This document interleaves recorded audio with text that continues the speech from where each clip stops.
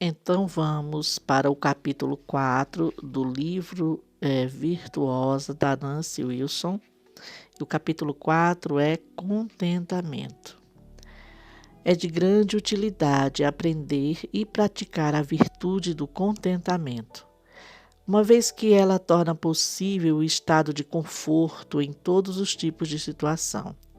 Na verdade, quando adquirimos o costume de nos contentarmos, acabamos confortadas em qualquer situação. Minha sogra definia o contentamento como uma profunda satisfação na vontade de Deus. Sabendo que Deus opera todas as coisas para o nosso bem e para a sua própria glória, é possível aceitar nossas circunstâncias com contentamento. É relativamente fácil pressupor o contentamento enquanto só passamos por circunstâncias fáceis. Mas circunstâncias difíceis mostram quem realmente somos. Nesses casos, é bem mais fácil estar insatisfeita e descontente, desencantada e desencorajada. Perceba, Paulo diz que aprendeu a estar contente em todos os tipos de circunstâncias, não apenas nas fáceis. Ele diz que consegue estar contente em todo lugar e em todas as situações.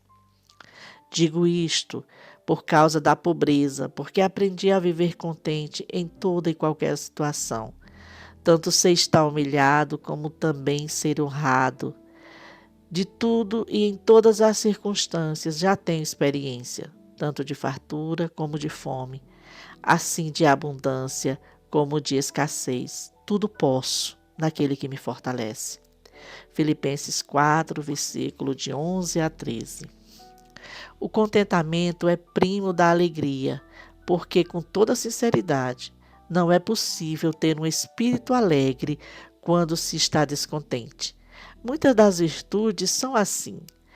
Elas crescem da mesma árvore. Portanto, se você está crescendo na virtude de alguma área da sua vida, espere crescer em mais outras.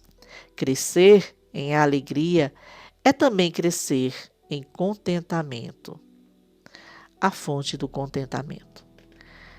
Perceba que a passagem de Filipenses que acabei de citar inclui o famoso versículo: tudo posso naquele que me fortalece. Vemos esse versículo sendo citado em muitos contextos, mas raramente o vemos relacionados aos versículos anteriores. O tudo refere-se a contentar-se em todas as circunstâncias. Em outras palavras, o contentamento é adquirido por meio da força de Cristo e não pela própria capacidade, pela nossa própria capacidade. Jesus nos dá de si mesmo livremente e nos capacita a coisas além da nossa própria força.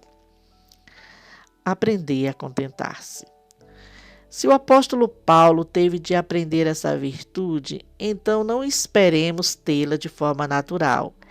É algo que precisamos aprender. E olhando para a vida de Paulo, o apóstolo teve muitas oportunidades. Veja 2 Coríntios 11, do 23 ao 27. São ministro de Cristo? Falo como fora de mim. Eu ainda mais. Em trabalhos, muito mais. Muito mais em prisões, em açoites sem medidas, em perigos de morte, muitas vezes. 5 vezes recebi dos judeus uma quarentena de açoites menos um. Fui 3 vezes fustigado com varas, uma vez apedrejado, em naufrágio 3 vezes. Uma noite e um dia passei na voragem do mar, em jornadas muitas vezes. Em perigos de rios, em perigos de salteadores, em perigos entre patrícios, em perigos entre gentios, em perigos na cidade, em perigos no deserto, em perigos no mar, em perigos entre falsos irmãos, em perigos em trabalhos e fadigas, em vigílias, muitas vezes, em fome, em sede, em jejuns, muitas vezes, em frio e nudez. Contentamento em circunstâncias difíceis. Paulo teve muitas circunstâncias desafiadoras. Ele foi açoitado muitas vezes, esteve na prisão muitas vezes, quase morreu várias vezes. 5 vezes os judeus o feriram com 39 açoites, apanhou com vara em 3 ocasiões, foi apedrejado uma vez, sofreu naufrágio 3 vezes e passou um dia e uma noite no mar. Passou por perigo constante, esteve debaixo do perigo de falsos irmãos, sofreu cansaço, dor e insônia, passou fome e sede, não teve o que comer nem o que beber, passou frio e nudez frequentes. Acredito que seja o suficiente para qualificar Paulo a falar sobre contentamento.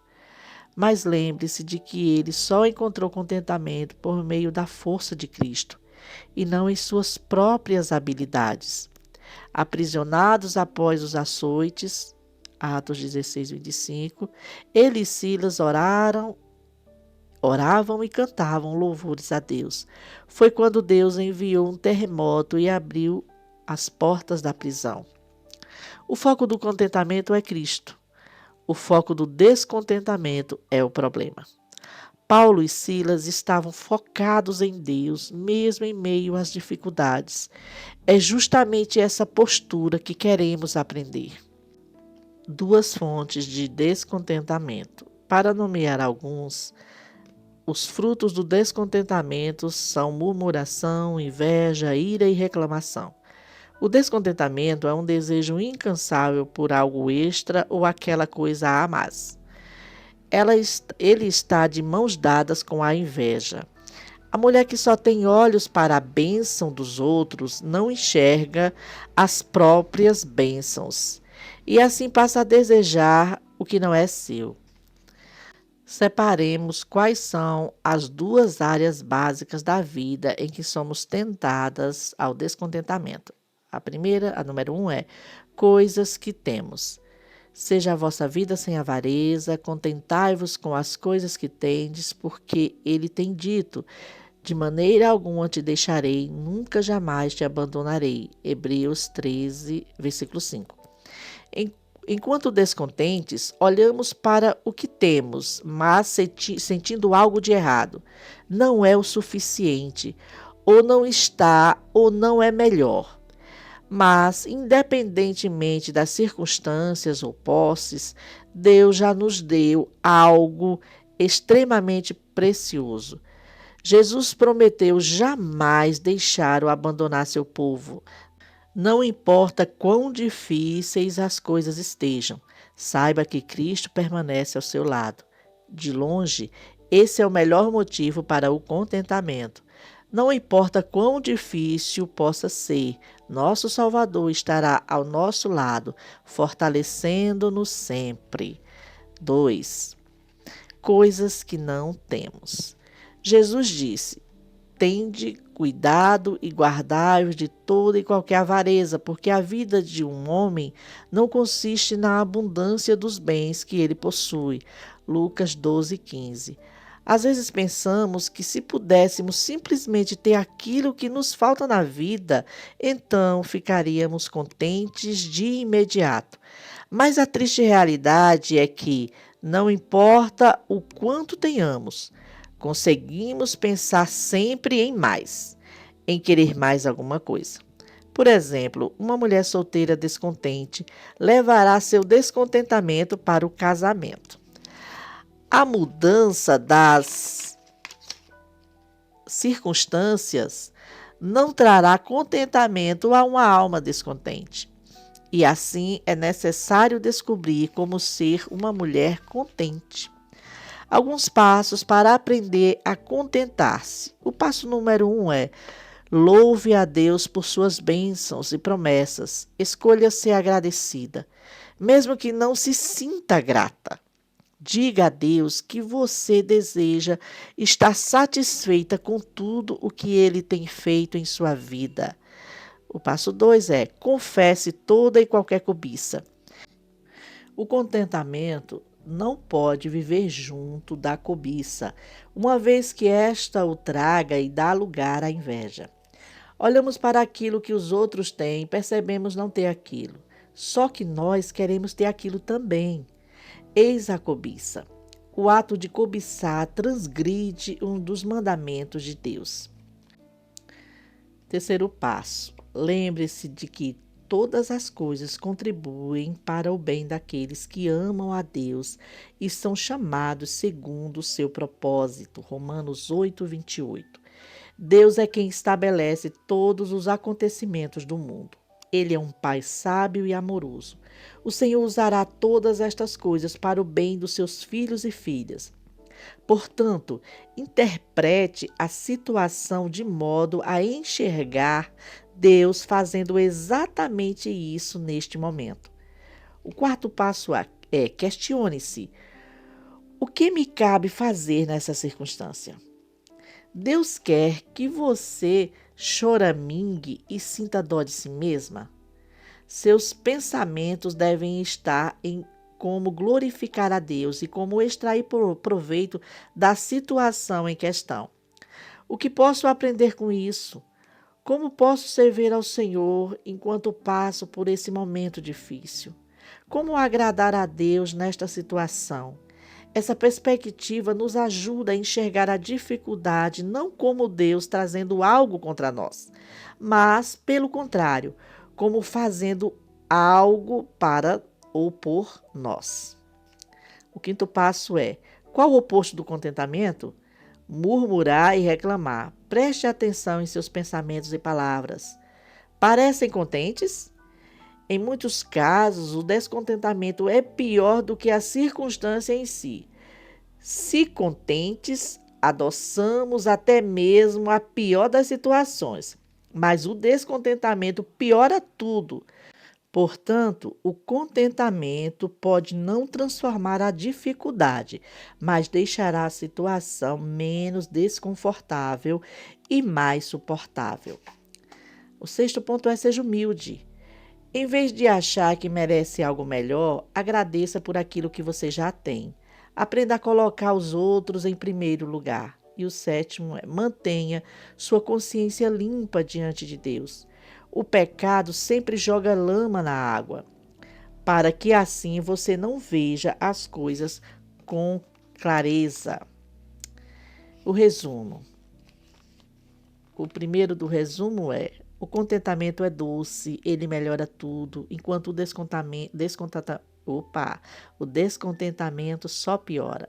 O 2 é: o contentamento nos mantém longe de muitos outros pecados, como a cobiça, a inveja, a ira, a murmuração, a competitividade ilícita e etc. 3. Nossas posses jamais satisfarão nossa alma. Apenas Cristo pode satisfazê-la, e só Jesus consegue suprir nossos anseios mais profundos. 4. O contentamento nos dá vitória sobre nós mesmas. Lembre-se de que a mulher cristã deve carregar sua própria cruz e morrer para si mesma. O quinto, a mulher que escolhe ser alegre e grata tem seu espírito aquietado por Deus, descansando nele.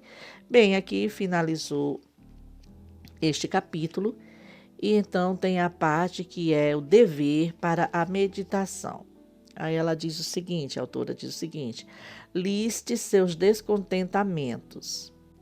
Faça uma coluna com as coisas que você tem e outra com aquelas que você não tem. Das que você já tem, quais as fazem uma mulher descontente? Em seguida, ore por ambas as listas, confessando o descontentamento e agradecendo a Deus por tudo o que Ele tem feito em sua vida. Peça em oração para aprender a contentar-se em cada uma das circunstâncias da vida. Minhas fontes de referência para este capítulo incluem 2 livros puritanos, que aqui os livros, a tradução do livro é A Joia Rara do Contentamento Cristão, e o outro livro que ela cita é A Arte do Contentamento Divino.